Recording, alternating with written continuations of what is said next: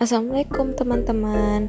Di sini saya akan menjelaskan materi yang berjudul Paradigma Islam tentang Ilmu Ekonomi.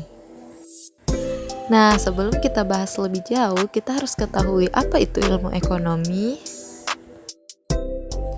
Ilmu ekonomi adalah ilmu yang mempelajari tingkah laku manusia untuk mendapatkan dan mengelola sumber daya yang terbatas. Lalu, bagaimana sih paradigma Islam terhadap ilmu ekonomi?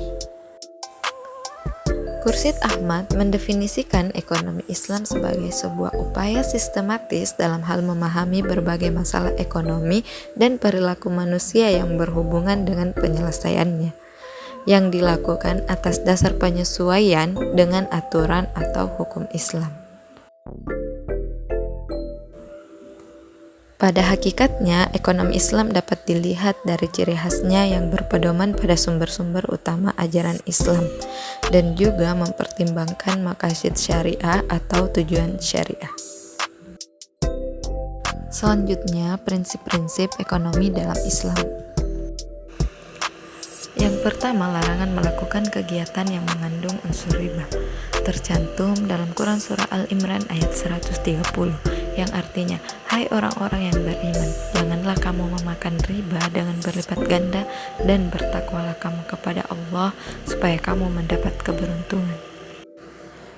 Yang kedua, larangan menggunakan cara yang batil atau salah, tercantum dalam Quran Surah An-Nisa ayat 29 yang artinya, hai orang-orang yang beriman, janganlah kamu saling memakan harta sesamamu dengan jalan yang batil, kecuali dengan jalan perniagaan yang berlaku dengan suka sama suka di antara kamu.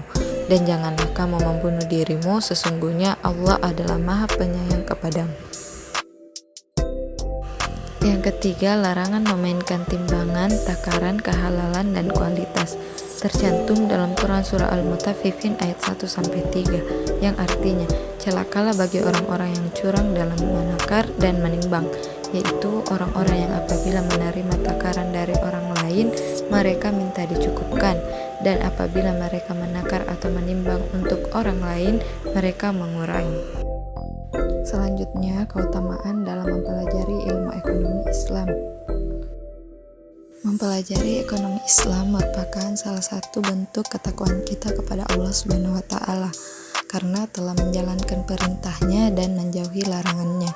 Allah telah berfirman di dalam surah Al-A'raf ayat 96, yang artinya, kalau saja mayoritas penduduk negeri itu beriman dan bertakwa, maka pasti kami akan melimpahkan kepada mereka barokah dari langit dan bumi.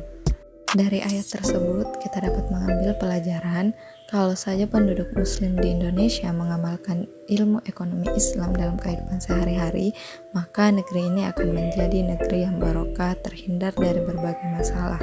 Tidak ada lagi praktek riba yang merugikan orang lain, tidak ada lagi memperjualbelikan barang-barang yang tidak jelas hukumnya, sehingga seluruh masyarakat muslim akan berlomba-lomba dalam kebaikan.